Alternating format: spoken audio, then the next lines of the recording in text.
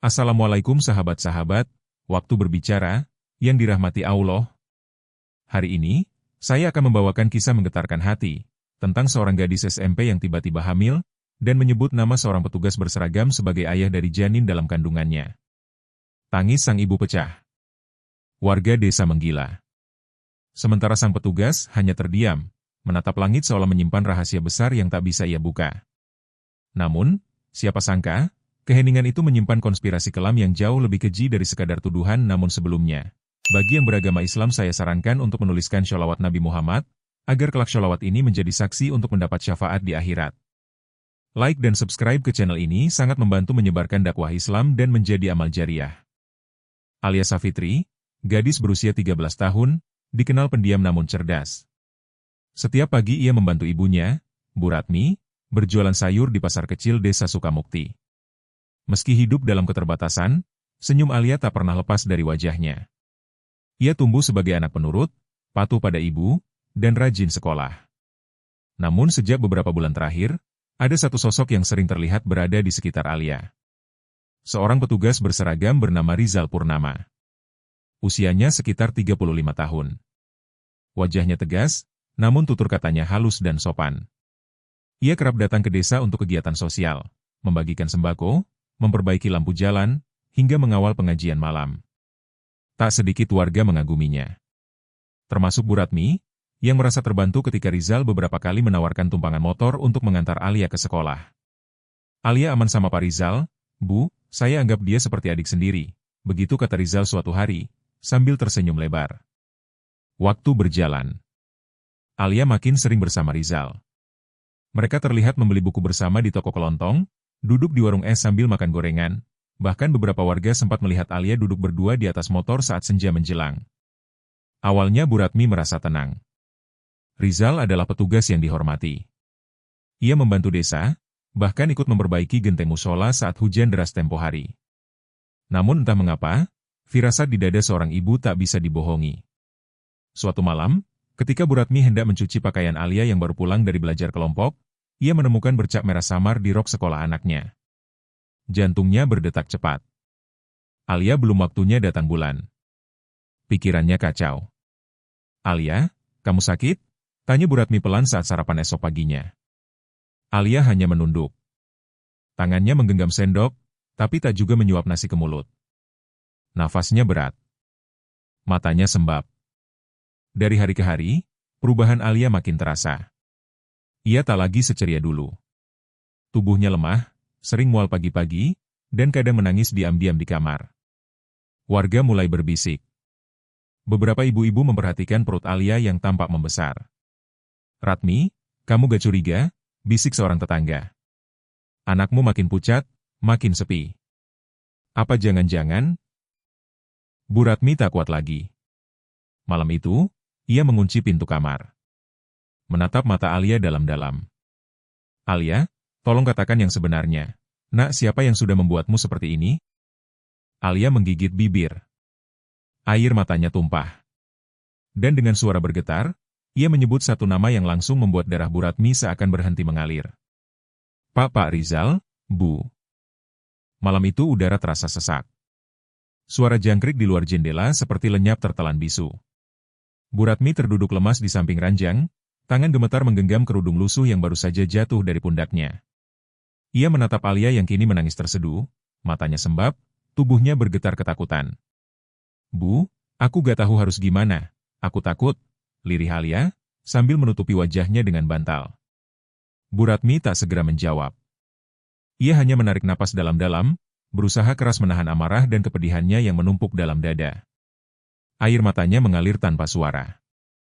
Esok paginya, kabar itu pecah seperti bom waktu. Tanpa bisa dicegah, desas-desus mulai menyebar ke penjuru desa. Satu mulut membuka, yang lain menyambung. Nama Rizal Purnama disebut-sebut dalam setiap obrolan warga di warung kopi, di pos ronda, bahkan di musola selepas sholat. Serius anak itu bilang Rizal yang ngelakuin? Dia kan petugas, mana mungkin? Petugas juga manusia, Bu. Banyak yang kayak gitu sekarang. Pak Soekarno, ketua RT, mendatangi rumah Bu Ratmi sore harinya. Ia duduk bersila di ruang tamu, wajahnya tegang. Maaf, Bu, saya harus tahu ini benar atau tidak. Ini sudah jadi keresahan warga. Kalau perlu, saya lapor ke balai desa. Bu Ratmi hanya mengangguk. Tak ada pembelaan. Tak ada bantahan. Hatinya hancur melihat anak sematawayangnya kini berubah murung, tubuhnya melemah, dan namanya dipermalukan di hadapan umum. Namun satu yang belum bisa ia mengerti, kenapa Rizal tidak sedikit pun membela diri? Saat warga mulai mendatangi rumah Rizal di ujung desa untuk menuntut penjelasan, pria itu hanya berdiri tenang di beranda rumah kayunya. Ia tidak mengelak. Tidak marah. Bahkan tidak mengucapkan sepatah kata pun. Hanya sorot matanya, kosong dan dalam, seolah menyimpan beban yang tak mampu ia ungkapkan. Beberapa warga semakin yakin. Mereka ingin Rizal dihukum, diarak, diseret ke kantor desa. Namun di tengah kekacauan itu, seorang jurnalis muda dari luar daerah bernama Indra Guna mulai mencium ada yang janggal dalam kasus ini. Indra, yang awalnya hanya singgah untuk meliput kegiatan bantuan sosial, merasa tertarik dengan keheningan Rizal. Ia mulai menggali informasi secara diam-diam, mencatat kebiasaan warga, mencocokkan pernyataan, dan mencari rekam jejak sang petugas yang tampaknya menyimpan lapisan cerita lebih dalam dari yang tampak di permukaan. Sementara itu, kondisi Alia semakin menurun. Ia sering pingsan, tekanan darahnya melemah, dan kandungannya semakin jelas. Namun di balik kepedihan itu, ada sesuatu yang aneh. Alia terus merasa seperti diawasi. Ia berkali-kali melihat bayangan hitam di jendela kamarnya. Bayangan yang selalu muncul setiap kali ia mencoba bercerita lebih jauh tentang apa yang sebenarnya terjadi pada malam itu. Bayangan yang membuat lidahnya keluh. Bayangan yang membuat tubuhnya menggigil ketakutan, walau matahari bersinar terang. Dan malam itu, saat semua tidur, Alia terbangun. Di luar rumah, terdengar suara langkah kaki. Lalu, suara bisikan lirih, memanggil namanya dari balik jendela. Fajar menyingsing perlahan di atas langit desa Sukamukti. Kabut tipis menggantung di antara pohon-pohon pisang dan sawah yang masih basah oleh embun. Namun pagi itu, rumah Bu Ratmi tidak seperti biasanya. Penuh suara. Penuh tamu. Penuh tatapan sinis dan bisik-bisik menusuk hati. Alia duduk di kursi rotan, tubuhnya berselimut selendang tipis. Wajahnya pucat, rambutnya kusut, dan matanya merah karena tak tidur semalaman. Di hadapannya, duduk Pak Soekarno, dua perangkat desa, serta beberapa ibu-ibu yang datang atas nama, perhatian, warga. Sementara di luar, puluhan pasang mata mengintip dari celah pagar dan jendela yang terbuka. Anak ini harus bicara jujur, kata Bu Murti, istri Pak RW, dengan nada tinggi. Kita gak bisa biarkan tuduhan seperti ini tanpa kejelasan. Bu Ratmi menggenggam tangan anaknya. Alia, nak, kalau memang benar, katakan lagi, sekarang, di depan semua orang. Biar semuanya tahu. Alia menunduk. Jantungnya berdetak kencang. Semua mata tertuju padanya. Detik demi detik berlalu seperti cambuk di punggung. Ia mengangkat wajah perlahan, bibirnya gemetar. Ia, yang melakukannya, adalah Pak Rizal. Ucapnya nyaris tak terdengar, tapi cukup untuk membungkam seluruh ruangan. Hening. Seorang ibu di sudut ruangan menutup mulutnya, terkejut. Pak Soekarno langsung berdiri. Ini harus dilaporkan. Ini bukan masalah kecil. Ini kriminal. Tanpa menunggu lama, warga segera bergerak ke rumah Rizal. Mereka datang dengan wajah marah, membawa pentungan, batu, bahkan kamera ponsel. Ada yang siaran langsung. Ada yang bersorak. Ada pula yang menangis sambil menyumpahi nama Rizal. Namun ketika mereka sampai di depan rumah kayu itu, suasananya begitu aneh. Rizal sudah berdiri di ambang pintu. Lengkap dengan seragam, rambut rapi, tangan di belakang punggung. Ia tidak panik. Tidak marah. Hanya menatap warga satu persatu, dan menyerahkan dirinya tanpa sepatah kata pun. Saya ikut, katanya tenang, sebelum digiring ke balai desa. Teriakan meledak dari kerumunan. Ada yang merasa puas. Ada yang ingin main hakim sendiri. Tapi ada pula yang justru heran, kenapa Rizal seolah menyerah begitu saja? Sementara itu, Indra Guna yang sejak pagi sudah mengamati dari kejauhan, semakin yakin, ini bukan cerita tentang sekadar kehamilan di luar nikah. Ada sesuatu yang tersembunyi. Terbungkus rapi. Dilindungi dengan diam. Dan diam itulah yang paling mematikan. Malam harinya, saat suasana desa mulai reda, Indra mendatangi rumah Rizal yang sudah dipasangi garis polisi. Ia menyelinap masuk melalui jendela samping. Senter kecil di tangannya menyorot tiap sudut ruangan, hingga akhirnya berhenti pada sebuah laci terkunci di bawah tempat tidur. Dengan susah payah, ia congkel laci itu. Dan di dalamnya, ia menemukan sebuah buku catatan tebal, penuh tulisan tangan, potongan berita, serta foto-foto mencurigakan. Buku itu bukan sekadar jurnal pribadi. Itu adalah laporan investigasi rahasia. Balai Desa Sukamukti malam itu berubah seperti ruang interogasi. Lampu-lampu menyala terang, kursi-kursi plastik berderet di sisi ruangan, dan puluhan warga masih berkumpul di luar pagar, berusaha mengintip jalannya pemeriksaan. Suasana tegang, seolah seluruh desa menahan napas menunggu pengakuan dari seorang pria yang selama ini dianggap sebagai pelindung. Rizal duduk di tengah ruangan. Tangan terlipat di atas meja. Wajahnya datar. Tidak ada rasa takut.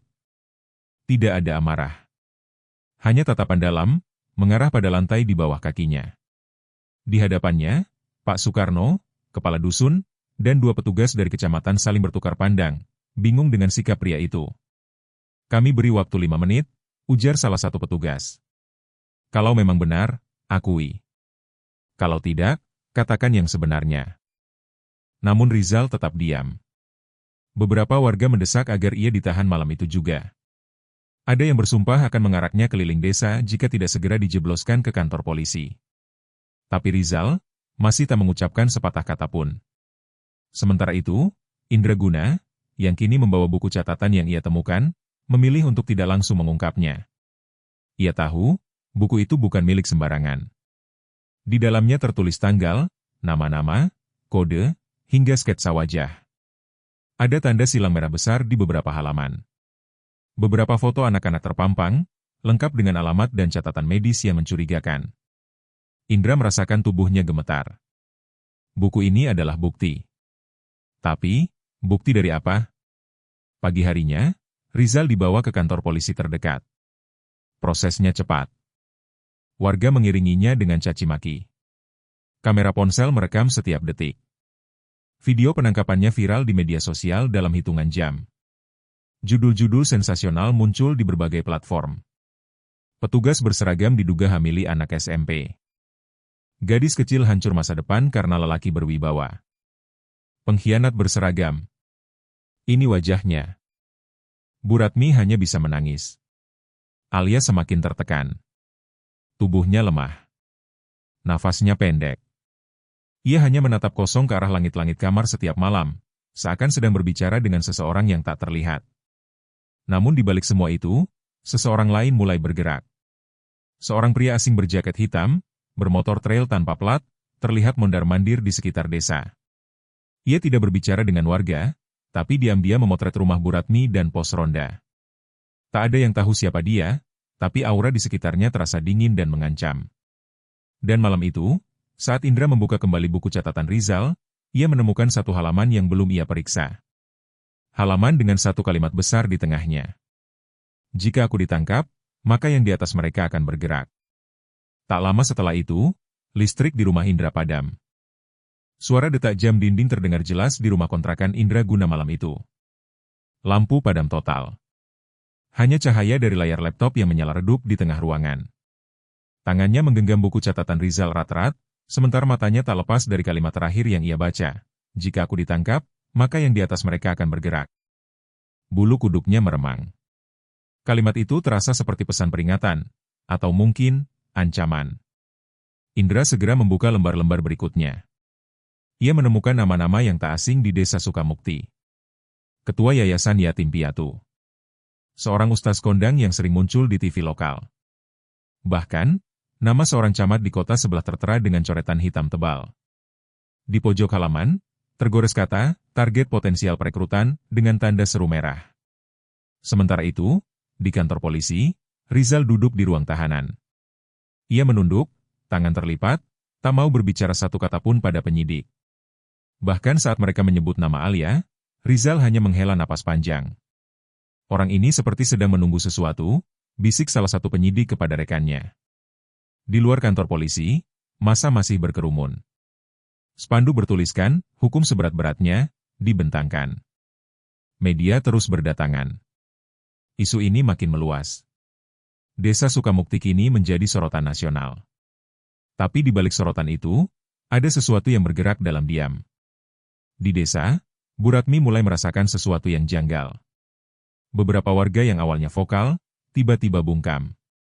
Bahkan Pak Soekarno, yang sangat keras pada awalnya, kini jarang terlihat di pos ronda. Suatu malam, Bu Ratmi sempat mendengar suara cekikikan aneh dari balik pagar rumahnya, tapi saat keluar, tak ada siapapun. Sementara itu, Alia semakin memburuk. Ia sering bermimpi buruk. Dalam tidurnya, ia berteriak-teriak menyebut nama seseorang. Dia paksa aku, dia pakai topeng, bukan Pak Rizal, bukan dia. Indra yang mendengar itu langsung tercenung. Ia mencatat setiap detail dalam mimpinya Alia. Kata, topeng, menjadi petunjuk penting. Esok harinya, Indra nekat mendatangi rumah salah satu tokoh desa yang namanya tertulis di buku Rizal, Pak Dewan Wijaya, pengurus Yayasan Panti Asuhan. Rumahnya besar, berpagar tinggi. Tapi yang mencurigakan, rumah itu sepi sekali. Tidak seperti biasanya yang selalu ramai anak-anak asuh dan relawan. Dengan hati-hati, Indra menyelinap masuk dari sisi kebun. Ia mengintip lewat jendela dapur, dan saat itulah ia melihat sesuatu yang membuat jantungnya berhenti berdetak sesaat. Di ruang tamu, dua pria asing sedang berbicara serius. Di meja mereka, tergelar foto-foto anak-anak, termasuk foto Alia, dan segepok uang tunai dalam koper hitam. Indra buru-buru mundur. Tapi kakinya menginjak ranting. Suara keras itu membuat salah satu pria menoleh ke arah jendela. Siapa di sana? Indra lari sekuat tenaga, tak sempat lagi mengambil gambar. Ia tahu, hidupnya kini dalam bahaya. Tapi ia juga tahu, ia baru saja menyentuh inti dari konspirasi ini. Dan malam itu, dari kejauhan, sepasang mata mengawasinya dari balik kaca mobil gelap yang terparkir diam di dekat kebun belakang. Langit desa Sukamukti gelap tanpa bintang malam itu. Angin bertiup lirih, membawa aroma tanah basah dan ketegangan yang menggantung di udara. Indra guna mengunci semua pintu dan jendela kontrakannya. Ia sadar, apa yang dilihatnya di rumah Dewan Wijaya bukan hal sepele. Itu bukan sekadar bukti, itu peringatan. Pagi-pagi benar, Indra menuju kota kabupaten. Ia menyerahkan salinan sebagian isi buku catatan Rizal ke seorang teman jurnalis senior di media nasional. Ia tahu, jika ia sendiri yang membongkar, bisa-bisa lenyap tanpa jejak. Tapi jika berita ini diangkat oleh media besar, setidaknya akan ada tekanan publik.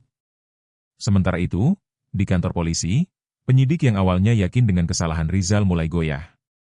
Mereka menerima laporan dari seorang pengacara tak dikenal yang membawa surat tugas lama dari Lembaga Investigasi Pusat.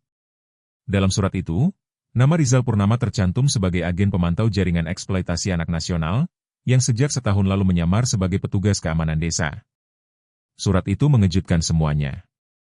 Tapi lebih mengejutkan lagi, munculnya rekaman suara yang diselundupkan oleh seseorang tak dikenal ke meja penyidik. Suara seorang pria terdengar jelas dalam rekaman. Target utama sudah diamankan. Biarkan dia diseret ke permukaan, biar kita bersih dari sorotan. Anak itu sudah disiapkan, tinggal dipancing. Mereka mencocokkan suara itu dengan sampel rekaman lama. Dan hasilnya 90% cocok dengan suara Dewan Wijaya. Indra pun kembali ke rumah Alia. Ia ingin bicara langsung. Tapi begitu tiba, suasana di rumah itu mencekam. Jendela terbuka, tirai berayun, dan suara tangisan lirih terdengar dari dalam. Alia? Bu Ratmi? Ia masuk perlahan. Di kamar, Alia duduk bersimpuh di lantai, menggenggam sebuah boneka robek. Di matanya, terpampang luka batin yang lebih dalam dari sekadar trauma. Aku ingat, bisiknya pelan, aku dibawa ke rumah yang besar, yang dingin, dia pakai topeng, dan dia bukan Pak Rizal, dia bau rokok dan parfum menyengat. Indra mencatat semuanya. Kalimat itu membuktikan bahwa Alia tak pernah melihat wajah asli pelaku. Ia hanya diberi sugesti oleh seseorang yang menyamar dan memanipulasi. Dan saat Indra membuka kembali buku catatan Rizal, di halaman terakhir ia menemukan peta desa, dengan 3 titik merah yang melingkari. Rumah Dewan Wijaya. Gedung Panti Asuhan Tua. Posko Relawan Anak Desa Sukamukti.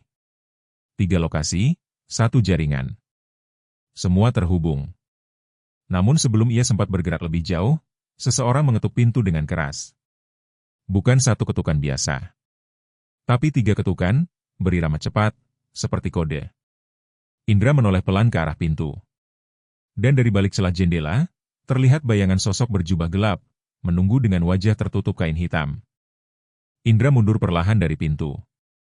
Napasnya memburu, tubuhnya tegang. Ketukan itu, 3 kali berirama cepat, bukan sembarang ketukan.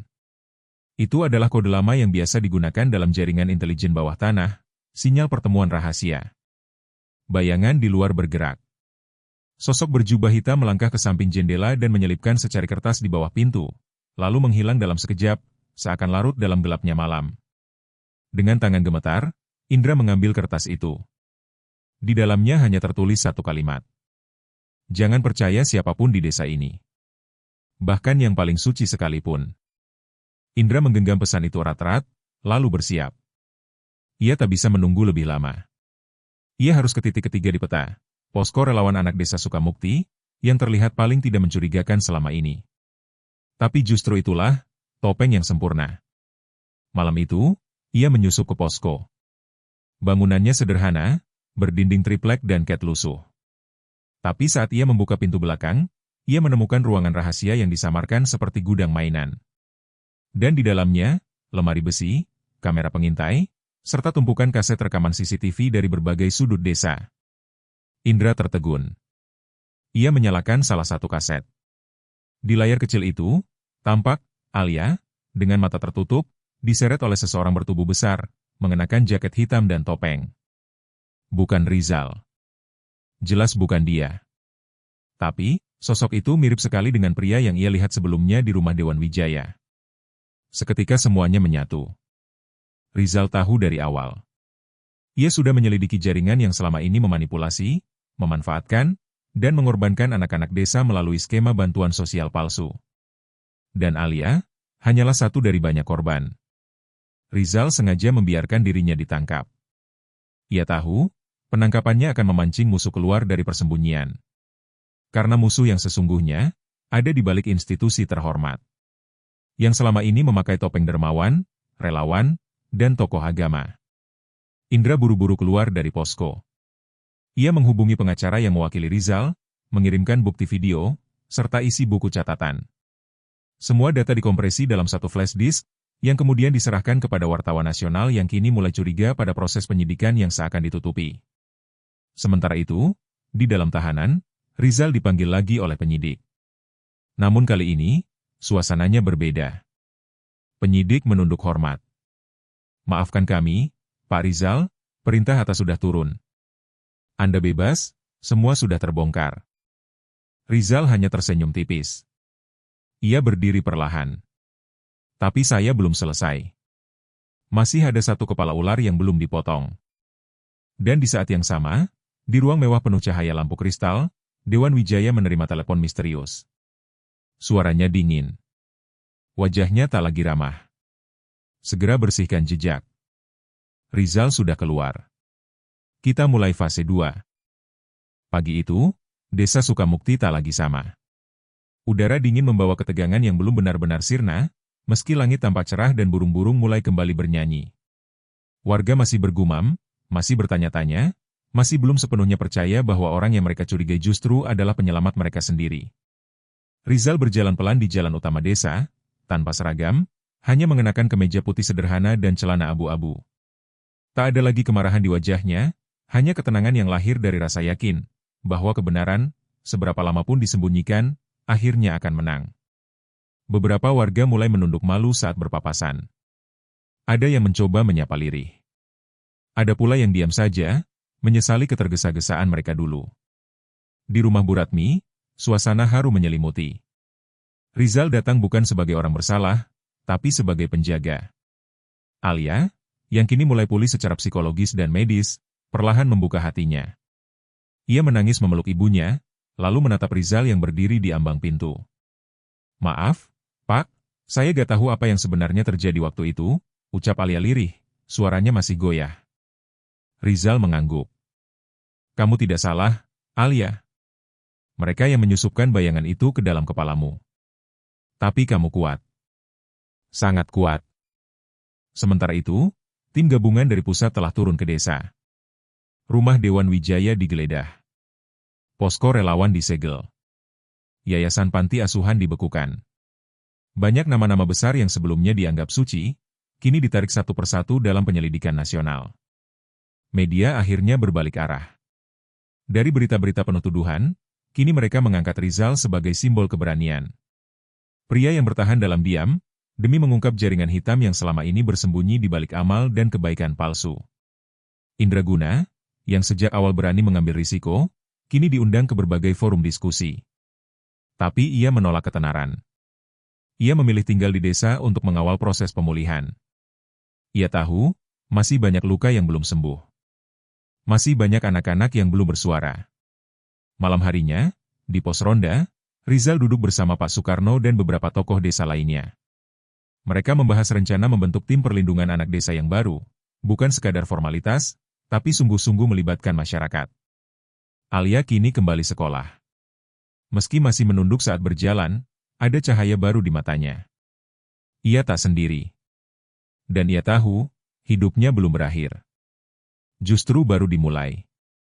Dan di sudut desa, saat angin malam berhembus pelan, seorang pria tua bersorban datang menghadap Rizal. Ia mengusap jenggot putihnya dan menunduk dalam. Kau sudah menepati janji, Nak. Maka sekarang, biarkan kami yang menjaga sisa luka-luka itu. Rizal hanya tersenyum. Ia berdiri. Melangkah pergi tanpa berkata apa-apa. Pundaknya tegap, langkahnya tenang.